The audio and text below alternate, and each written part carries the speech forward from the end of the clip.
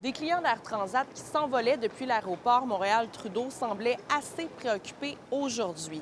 C'est qu'une grève pourrait être déclenchée si les pilotes n'ont pas réussi à s'entendre avec l'employeur d'ici mercredi 3 heures. J'ai changé ma date de départ. Je partais le 15. J'ai été très inquiète.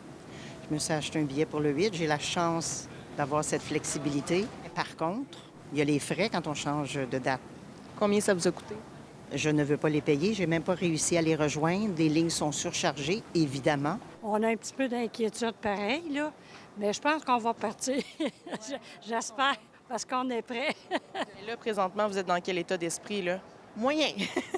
Je voudrais pas passer la nuit ici. Pour ce qui est des vols de retour à Montréal, rien n'est moins sûr. Mais ça semblait pas stresser de nombreux voyageurs à qui on a parlé. On peut rester 3-4 mois de plus, ça va être parfait. Bien, le plus stressant, c'est de savoir si on va décoller aujourd'hui ou pas, là. Un coup décollé rendu là-bas, on peut pas se plaindre au soleil ou dans le sable, on va être bien.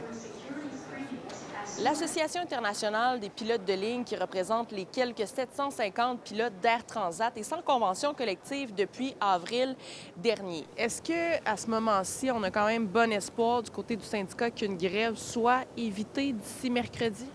C'est là-dessus qu'on travaille. On est complètement impliqué et dédié à la tâche pour éviter qu'il y ait une grève qui ait quelconque impact négatif sur nos passagers.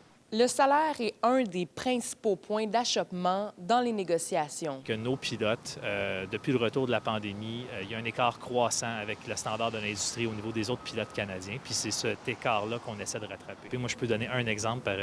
C'est que sur le type d'appareil que j'opère, il y a des pilotes chez Air Canada qui sont dans un poste de copilote qui gagnent un meilleur salaire que des gens qui sont dans un poste de commandant chez nous. Il faut sortir de ce modèle de dire Air Canada, les pilotes sont payés tant, les collègues français ou les collègues américains sont payés tant, les collègues de WestJet sont payés tant, donc nous, on mérite tant.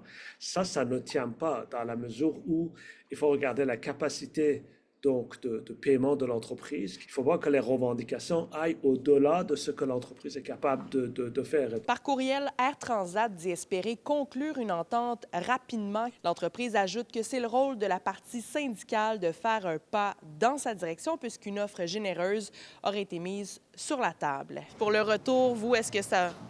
Non, ils vont venir nous chercher, tu vas voir. Ah oui, non, c'est super, j'ai hâte.